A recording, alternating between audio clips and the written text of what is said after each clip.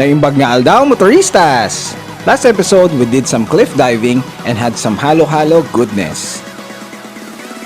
Today, our last day, we are having brunch in Baguio City before heading home. But a lot has happened in between destinations. If it's your first time here, my name is JT and I have accepted a personal challenge of touring the 81 provinces of the Philippines on 2 wheels within 3 years. I track my progress by putting markers on my printed map. Make sure to check out my adventures on the video section of the channel. We left early to hopefully finish the day early too. Instead of going straight home, we made a spontaneous decision to have a detour to Baguio and check the newly opened road by DPWH that will supposedly shorten the travel time from La Union to the city. The newly opened Anduyan Bridge now gives motorists the access from Tubao, La Union to Asin Road heading to Bencab Museum in Baguio City. We'll have brunch at Good Taste Resto, which is a popular place due to its generous serving and relatively affordable price. Gas up first! By the way, this is not an official tour of Benguet, a separate province from what we originally toured. We'll tour it some other time.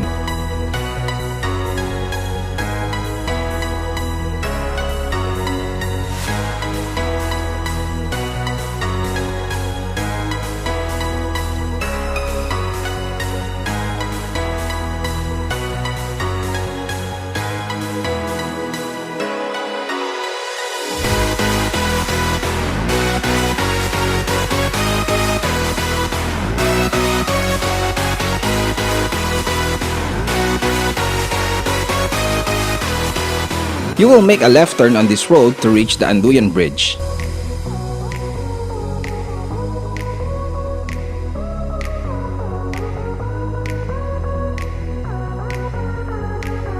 And there it is.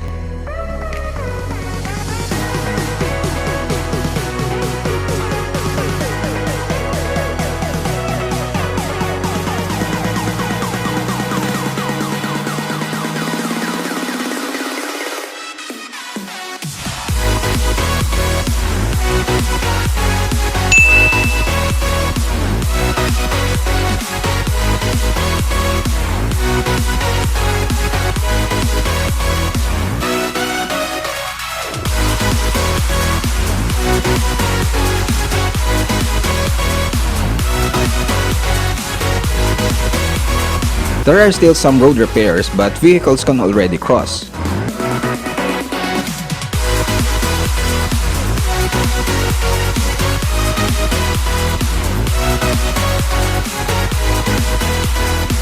I didn't notice that my camera was slightly pointed downwards. There are a lot of twisties going up, and it's steep with sudden curves. It reminds me of Sungay Road in Talisay, Batangas going to Tagaytay. After a really sharp curve, we reached this kind of rest area with a nice view.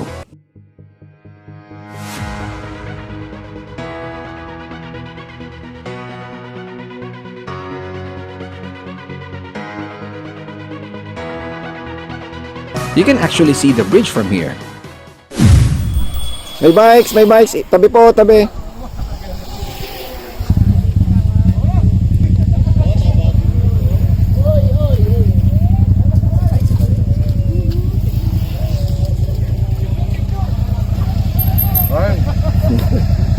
Merienda, buti may merienda dito. After a few minutes, someone texted Gibson informing him that they have his wallet, which he apparently dropped somewhere. He called the person and told him to get it somewhere in Tubao. John Estrada and Gibson broke back as they rode back to get it while we stay put and wait for them. So, nandito na kami. Nakita nyo naman, di ba? This is the newly opened. Okay, by the way, mga kasama namin umalis muna kasi si Gibson apparently nalaglag niya yung wallet niya somewhere dun sa may baba, basta dun sa may crossing. And buti na lang, good Samaritan yung nakakuha kasi nag-text agad, buti na lang may number si Gibson dun sa wallet. Tinext agad nung babae na nakakuha ng wallet na nalaglag nga niya. Ngayon tinawagan namin agad, makipag-meet sila ngayon doon para makuha niya yung wallet. We'll just wait here and siguro may halo-halo daw tsaka konting chicha. Nakakatuwa kasi nga there are still good people. Siguro kung sa iba yun nga, wala na yun. Malalaman na lang ni Gibson Pagdating namin sa place na pupuntahan namin, wala palang wallet niya. And good thing na rin, tumigil kami dito. So nakapag-check siya ng phone niya agad. Ganda oh, just look at that. Yo. There is this oh. Ganda. Salamat sila, mabait yun na ano. Sa Maynila yan, thank you yan. Pasalamat siya kay Lord. After several minutes and some snacks, they got back. They successfully retrieved the wallet. Shout out to Loretta Maala and Pasio Romero. They were the couple from Barangay Amalapay, Tubao, who returned the wallet, or actually more of a purse. Thank you. You are a very good example. Time to leave.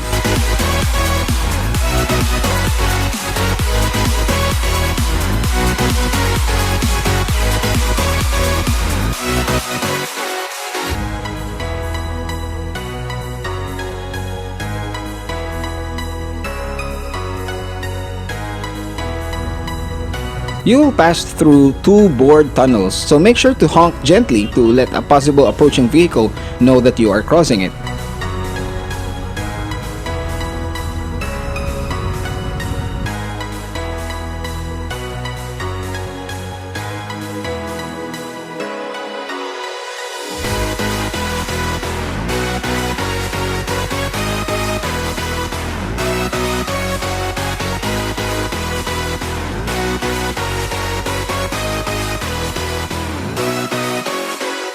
More twisties of course, which we like, but since I'm still getting to know my bike, I wasn't able to speed up yet.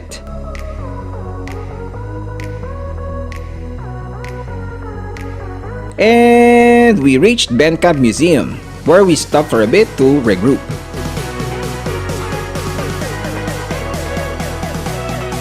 You know you are already in the city with these steep, narrow roads. And of course, traffic jams.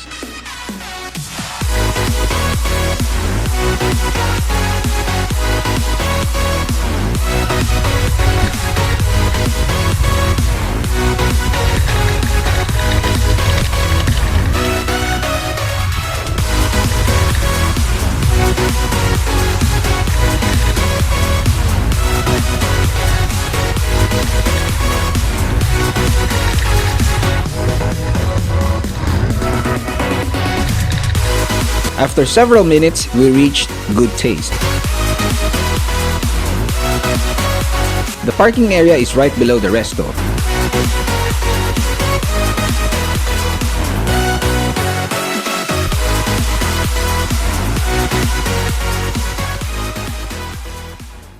Parking area! Hi, motoristas! How are you? How's your whatever? Good Taste.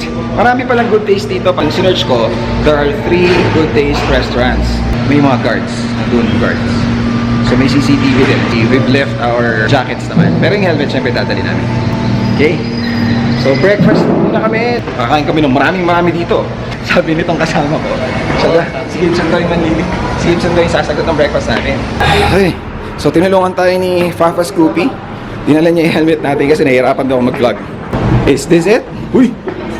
Diba? Halo-halo naman. Halo-halo overload na kami. Ito ba yan? So meron siyang bake shop. May mga cakes din pala. And bread of course. This is their menu. Wow! Kaibang format ah. Puro pagkain na sa gitna. So, ordering din sa ibang mga sources natin. Very affordable siya. Tapos, very generous ang serving. This is also recommended by Ma'am Jane.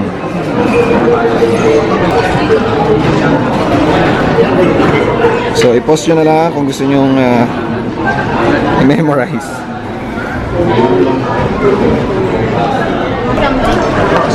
Ito yung 40 plus? 40 plus to? Wow! Sulit! Akin to.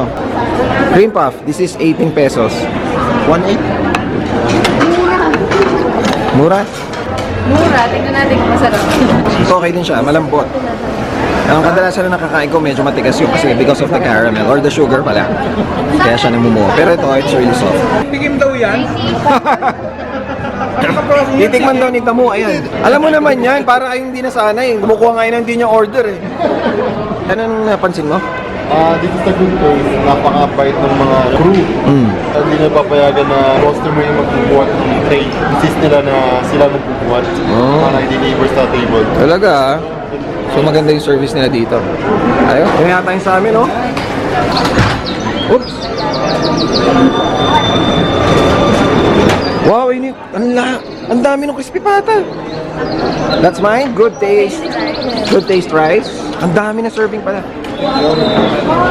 Lechon broccoli rice. Lechon broccoli rice. Lechon chop suey rice. Lechon broccoli. Chop suey. Eto, this is 115 pesos.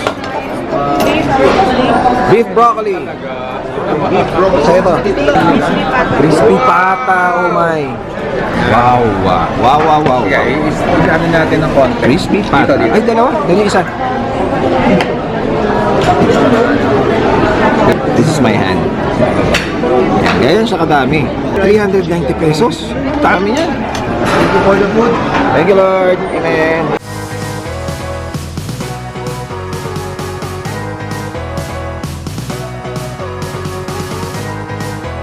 Lemon slice.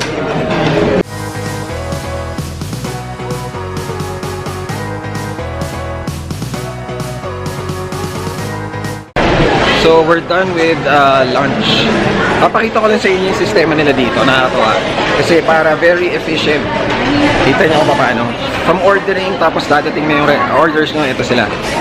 So para merong elevator, para may elevator yung mga pagkain nila. Galing sa taas niluluto, may monitor sila para makita na kung ready na yung pire-prepare yung food. So 1, 2, 3, 4, 5, 6 elevators. Hindi pala, meron pa yata doon iba. Galing, di ba? Tapos pagdating dito, isa-serve na lang nila. Kasi nga, lagi silang maraming mga customers. Nice one, good job. The place is highly recommended, especially if you want to have a heavy meal without putting a hole on your pocket. Food tastes wonderful too. Now it's finally time to head home. Before we left, I asked someone to take the lead going out of Baguio City because admittedly, I'm not too familiar with it. Since nobody wanted to do it and we were in a hurry, I still took the lead and relied on Google Maps. Since I had no idea where I was and focused on the navigation app, when it said turn left, I did.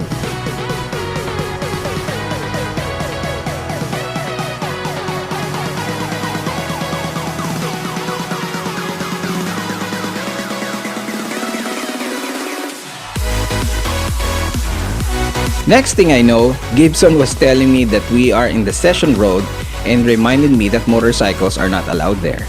Before you judge, again, I don't frequent Baguio. Every intersection is all the same in my eyes and there's too much going around to read or notice everything on the road, especially if you're also busy regularly checking other riders behind you. Anyway, we quickly turned around hoping that it was not too late, but the enforcers were quick. They immediately pulled us over and got ready to issue tickets.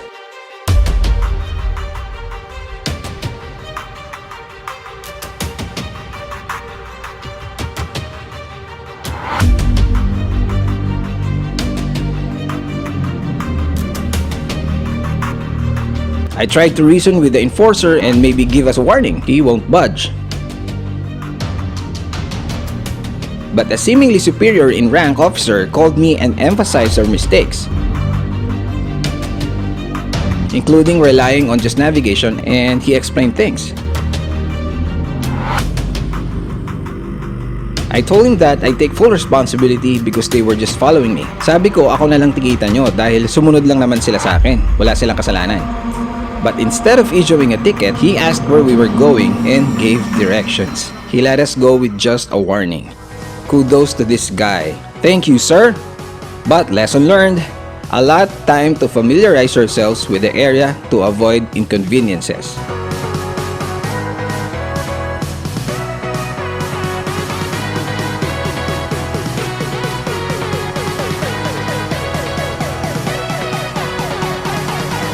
Since John got separated, we met at a gas station and continued our way down MARCOS Highway.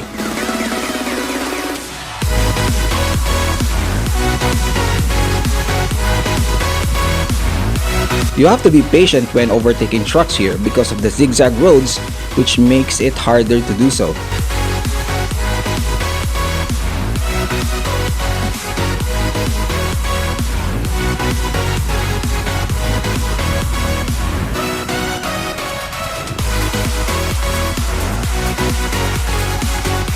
As we were enjoying the twisties, I had no idea that this particular wet curve will do harm to one of us.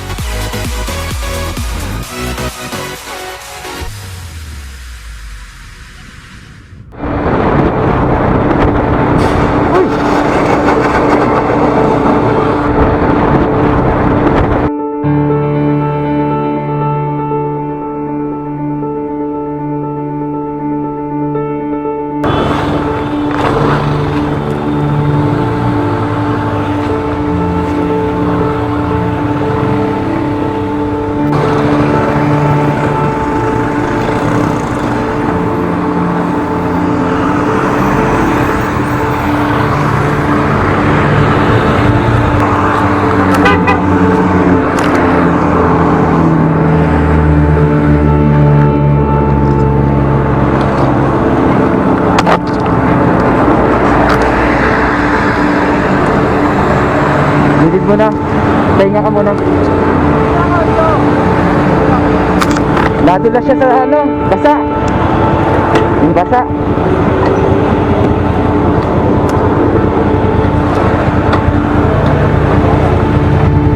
Yung basa. Basa. Okay lang. A few seconds after I pass it, Muay Thai came rushing and telling me that Gibson slid.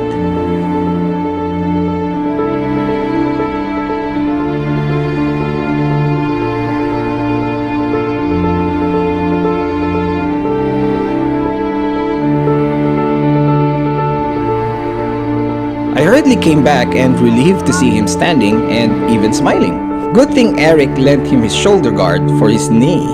Yep, better than nothing, right? He said he's fine, just some aches on his hips.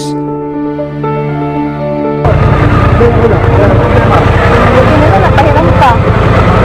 Ano? Wala to yan, no? Wala, oh. Wala. Wala yan, no? Dami pa sa ano. Kaya nung pagdating dyan, Ano to? Vaughn suggested to move our bikes further since it's an accident-prone area.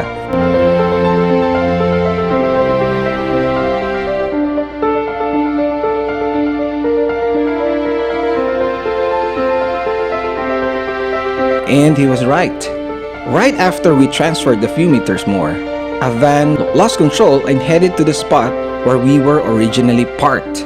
If that's not divine protection, I don't know what is. We moved to a safer place and regrouped. We also said a prayer before continuing our journey.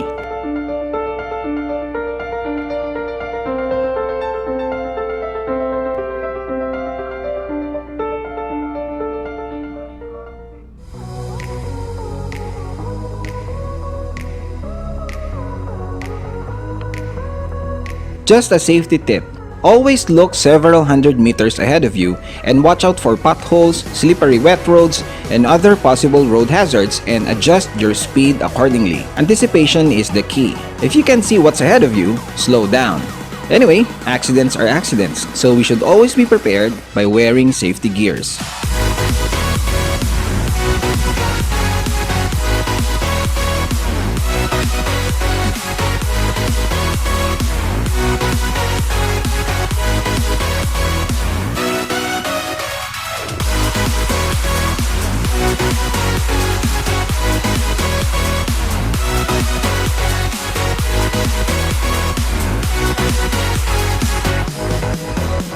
John and I took the expressway, particularly exiting at Pozorubio, TP Lex.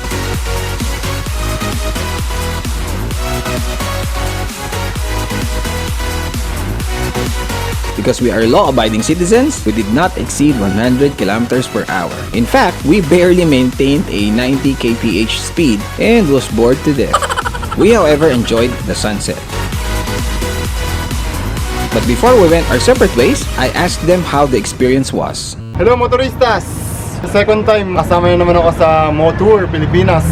So overall, napakasaya ng ride. Tawanan, bagong kaibigan, mga hindi talagang mapapalitan ng pera. Ah, Sobrang saya. Ayun nasabi ko. alright. Favorite part is yung nasa papunta tayong falls. Tangadan Falls. Talagang hindi ko na-expect ko twisties pero ito kakaiba eh. Parang nasa roller coaster. Ayan. Saya naman, nung una kinakabahan ako kasi sobrang layo pa, first time ko. In fairness, ang happy pala. Yung falls talaga yung highlight. Kasi ang dami ko nakain sa buong. Feeling ko tumaba ako, natagdagan ko pa. Ganun naman lagi eh. Pagkatapos sa adventure, tataba ka talaga. Kaya nga eh, hindi ito pwedeng gawing lifestyle. Ang happy kasi ang dami kong na-meet, tapos ang layo na narating ko. Hindi ko akalain without, riding the airplane or whatever. Pero yun, sobrang saya. So, hindi, it's the first but definitely not the last. Come on, yeah. Thank you. Thanks. And of course, Motoristas, hello! Ang maganda yung experience ko dito sa MoTour. Yung favorite kong napuntahan ngayon is yung Tanganan Falls. pangalan niya. Oo, napakaganda doon. No? Yung tarik na pupuntahan mo bago makakarating doon, talagang napakaganda. Yung sa maganda dito yung camaraderie nga na sinasabi nila. No, lagi nga ako nakabuntot kay Mr. Field and Mr. Scoopy. So every time na may mga danger sa daan, senyas agad. So I feel safe to them. Sa mga motorista sasama sa MoTour, bumuntot lang kayo sa dalawa. Sigurado safe kayo doon. Yeah. And I would like to thank nga pala Sir JD for allowing me to join today. Of course, Sa you're lahat welcome. ng mga motorista dyan, kung first timer nyo na sasama sa kanila, mag-ingat lang, no? Kung may tanim kayong kamote sa bahay, iwan nyo na lang. Iwan nyo na lang. Yes. No? Basta bumuntot kayo sa mga legend na mga motor. Hi to my wife Julie and to my two sons, Vince and Chiro. Alright. Thank you. Okay. Mga motoristas, yun, masaya. Solid. Pinakamalayo ko ng ride ko eh. Ooh. So far. May konting miss up lang. Pero okay naman. Yes. Hindi naman seryoso. Favorite part, Tangadan Falls. The rest. Tapos yung halo-halo dilo ko. Yun. Off and jet. Hello! Fun, authentic, and intense. Maybe it's because it's our first time, pero if you're looking for a riding group na totoong tao yung kasama mo, join this one. Nice. Favorite part, Patar Beach. Bukod sa Patar Beach, yung fast pace, although nakukurot ako sa tiyan ko. The fast-paced riding, na-enjoy ko. Ako naman, sobrang na-enjoy ko. Actually, di ko in-expect na ma-enjoy ko siya kasi sobrang tensionado ko lang yung pagdating sa mga long ride. Pero na-enjoy ko siya kasi sobrang fun to be with yung mga kasama. And then yung pinaka na-enjoy kong part is yung river cruise. Kasi parang ang ganda nung view doon, kung paano itinor nung Habang kumakain. yung pinaka-favorite ko. Nice. Great having you guys and sana this is not the last. Of course, Alright, sige. Bye. watch more MoTour. Yes! And of course, ang ating si Tamula. Kamusta ride? Medyo pagod na pero napakasarap. Actually, sa nagbibiro niya kami, ito yung ride na puro eat all you can. Pasensya na kayo mga motorista, dami namin kinain na napakasasarap. Pero ito naman ay para sa inyo rin naman, para may idea kayo kung mapupunta kayo sa gawin rito. Yun ang masarap kainan at yun ang masasarap pagkain. Pati yung adventures, mga daan, punta namin. Actually, ito yung pinakamalaking grupo ngayon, ano? Yes, 15 tayo. this is the biggest. A lot of lesson learned. Mga bahagi na pinuntahan namin, akala namin simple na kagaya floating restaurant. Akala ko pala sila na kayo, pero mamamasyal tayo, parang natin punta ng Bicol. Mas yun, bucket list yung ko. Kaya sabi ko sa inyo, keep on watching MoTour adventures and then you will learn a lot more. Bye! Ito, very good. Very exciting ride. And although there were a little problems along the way, but then God was very kind enough not to let anything happen back Yes. to us. Yes. And I thank Him for that. Yes. And of course, His camaraderie and the new friends we've made and the old friends that are still here. And for MoTour, thank you so much. Alright. Thank you, sir. Ride.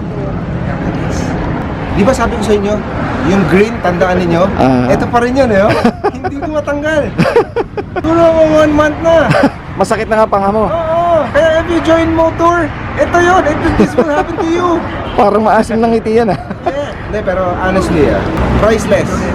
The camaraderie, bonding, friendship, wala na akong masabi, sinabi nila lahat.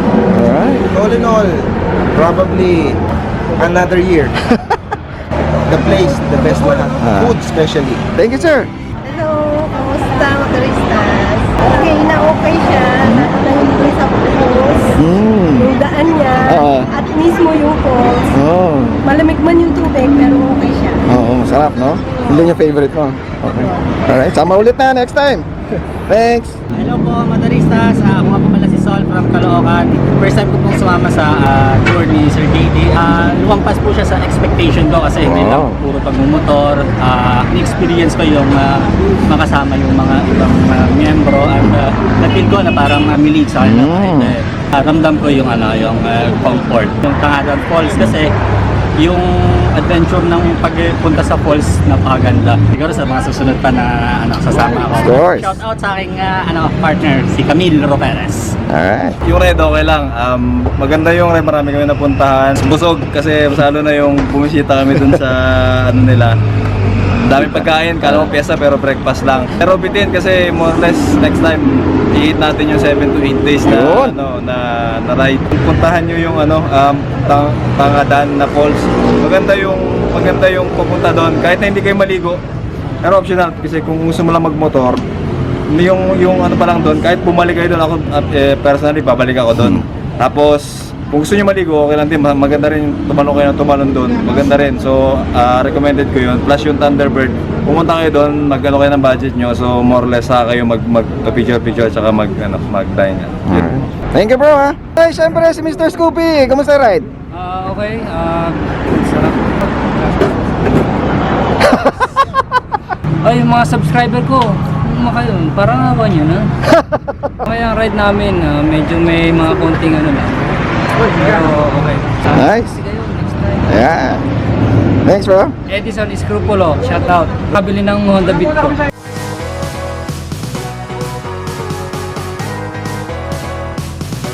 We separated ways in Giginto, Bulacan.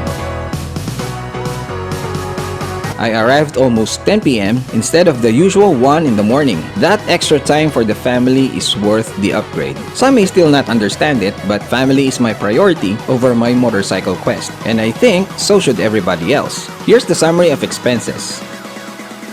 And because we toured the provinces of Pangasinan and La Union, let's cross them off the list. We are touring Western Visayas this January. Check the event section of MoTour Facebook page for more details. Paalam! Happy New Year!